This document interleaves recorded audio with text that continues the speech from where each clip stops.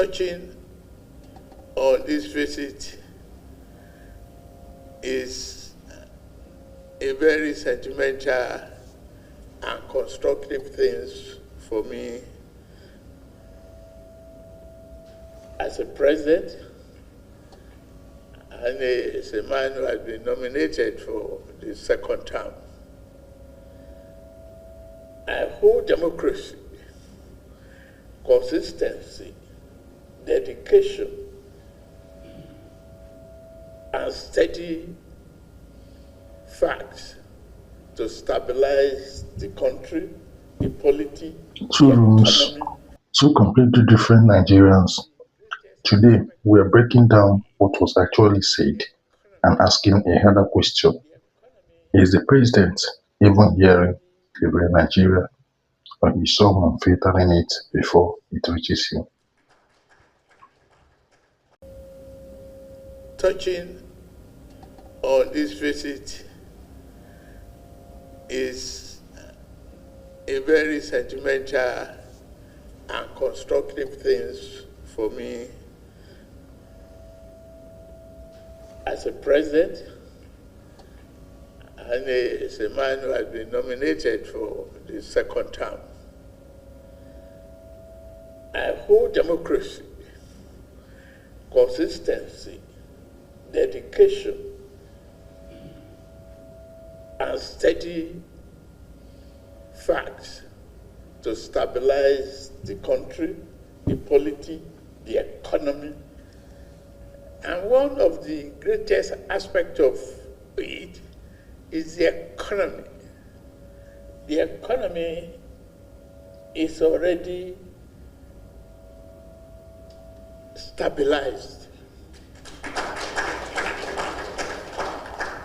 So many of the governors here present, I want to say thank you very much. I want to charge you to do more.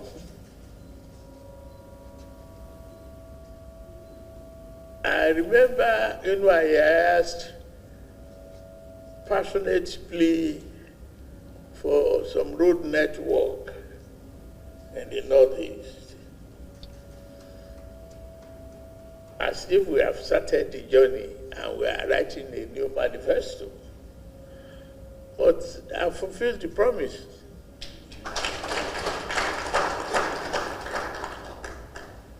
I could see the leadership of Northeast challenged because of terrorism and banditry.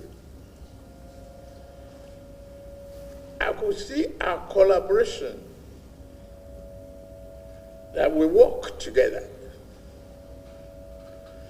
Only we stick together, we think together, we face the challenges the best way possible as a united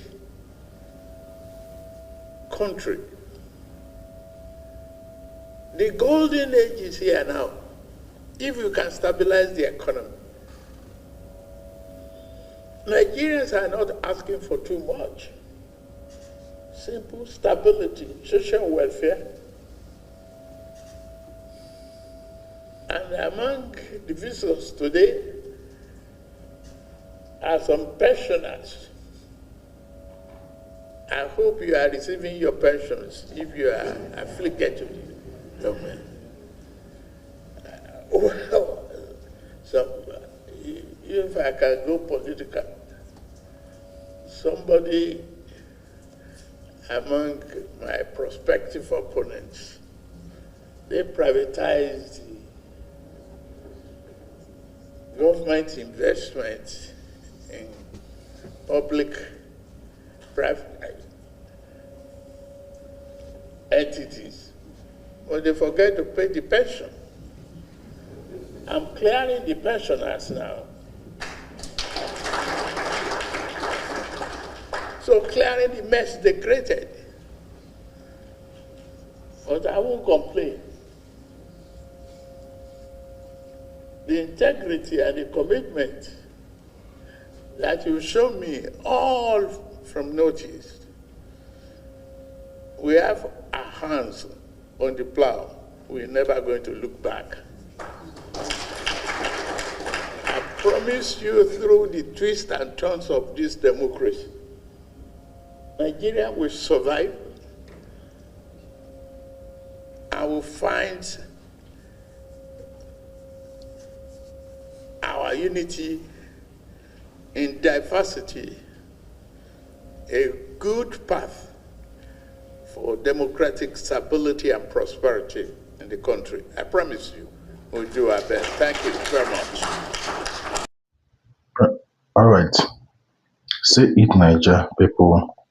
Today we are talking about the meeting between President Tinubu and the Catholic Bishops Conference of Nigeria.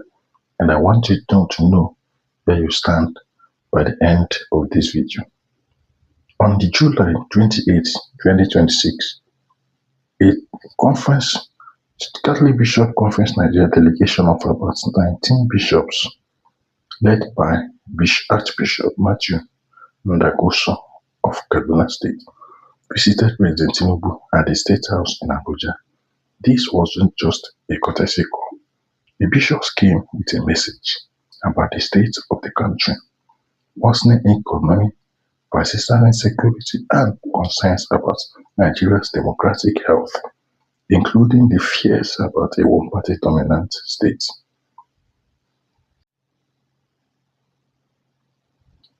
Now, welcome back. Hope you've all watched that video. Now, days later, after that visit, Cardinal John Onaiyekan, the Archbishop Emeritus of Abuja, went on Arise TV's prime time and gave his own account of how the meeting actually went. His summary was blunt. The bishops told the president the economy wasn't helping ordinary Nigerians, and the president disagreed, insisting that his administration was performing well. Now watch this video.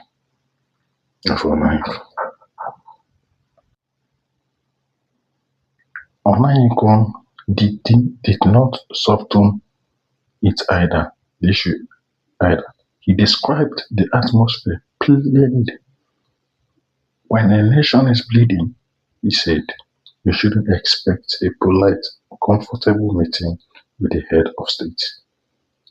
Now, here is where it gets interesting, because it wasn't a one-sided lecture. President Tinubu didn't just brush the bishops off. He pushed back with his own case. Let's take a look. He told them directly that he inherited what he called the assets and the liabilities of the last administration. And under his watch, the economy has moved away from the edge of collapse. He pointed to programs like the Nigerian Education Law Fund as proof the government is investing in ordinary families, especially students. His message, in essence, is that a turnaround is real, even if it doesn't feel finished yet. He also defended the INEC neutrality when the bishops raised concerns about the credibility of Nigeria's electoral system. So now we have two experienced, serious institutions. The Catholic Church, one of the most trusted voices in the country, and the sitting president, backed by his economic team, looking at the same Nigeria and reaching the opposite goal. Now, this isn't really about just a single meeting. It is about a bigger question a lot of Nigerians are asking quietly. Is anyone at all telling the president the truth? Watch this video. We'll come back for more. Onaiyekan actually raised this himself He said one of the country's real problems is that too few people close to the power are willing to speak frankly to the president. That's a serious claim because it suggests disagreement in that room wasn't really bishop versus president. It was outside reality versus the inside information. Outside reality of the things happening in the country and the information that is being fed to the CNC. Tinubu. Now think about who is in that room every day. His advisors, his ministers, his aides. If the version of Nigeria reaching the president's desk is filtered, polished, and optimistic, then the economy is doing fine. There might be an honest reflection of what is being told, and not that is really denying what is happening on the ground. And on the other hand, the bishops are not random pressure group. They run schools, they have hospitals, and they have parishes in every state. They have communities far from Abuja's number power. So when they say people are suffering, that is not just a talking point. That's what is showing up at their doorstep. Now, here is the bubble question. Who is actually whispering in the ears of the president? Onaiyekan's warning about people being afraid to speak frankly to the president isn't just a theory. We have actually seen it play out in public from the mouth of the president's own aides. Watch this interview.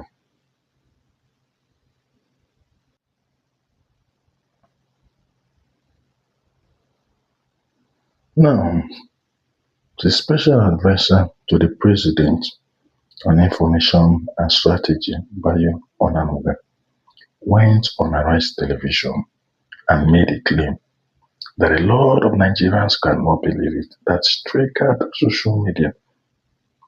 He said he personally doesn't see the level of hunger people talk about. And to explain why, he pointed to the people who work for him, his domestic staff at home. He said he regularly asks them how they are doing, how they are adjusting, what problems they are facing. And based on those conversations, the hardship being described in public debate doesn't match what he's hearing. Now sit with that for a second. A senior aide to the president, someone whose job is partly to help shape how the president understands the country, was using his own domestic staff as a barometer for how over 200 million Nigerians are doing. Now think about the power drum dynamic in that relationship. If you work directly in someone's home and that someone is a powerful presidential aide, how honest are you really going to be when your organ asks you, how are things? Are you going to describe skipping meals? Are you going to say, sir, we are managing?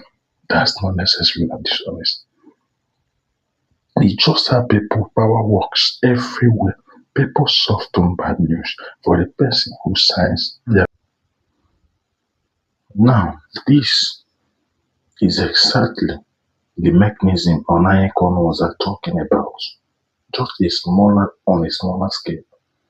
If a single aide can convince himself that hardship is exaggerated based on conversations with people who have every incentive to downplay their struggles, imagine that same dynamic multiplied across every advisor of the president, his ministers, and the civil servants who sit with the president and briefs him.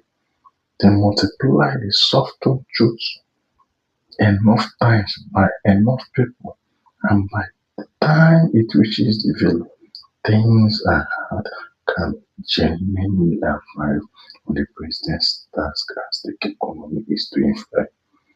It's worth saying This isn't a Tinubu specific problem. Every powerful person in every country deals with this. The people closest to power often see the most polished version of reality because everyone around them has a reason to make sure they do. But that's exactly why an outside voice like the Catholic Bishop, Catholic Church matters so much. The bishops are not on their president's payroll, so they don't need the state house approval. They don't need this. They need to clap on time with him.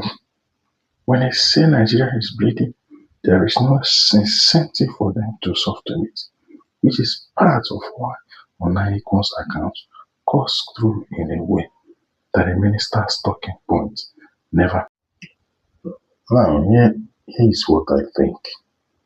See, macroeconomic indicators, inflation trends, reserves, exchange rate stability can be moving in a direction the government will call recovery. At the exact same time, the life experience of a trader in Naija or a civil servant in Ilorin can still feel like collapsing because recovery on a graph does not automatically mean relief in a market.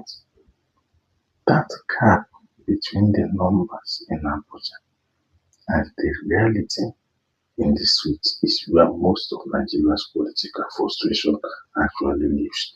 It is not new, it's not unique, it's not about this administration, but it's rarely said this plainly by a voice as respected as Onaiyekan on national TV and rarely admitted this openly by me. Even unintentionally described his own household as his measure of the nation's suffering. So then maybe the real story here isn't just who is lying or who is saying the truth. Maybe it's the Nigerian leadership, not just this administration, but that structure of power itself has a built-in problem. And maybe the bishop did the country a favor by calling it out. That is my take. But even in this channel, it's all about, it's not about my opinion, it's about yours. So let me hear what you have to say in comment section. If the people closest to the president have every reason to hide the truth from him, can we really blame him for saying the economy is fine? Or is that excuse getting old? Say it below. I am waiting ever.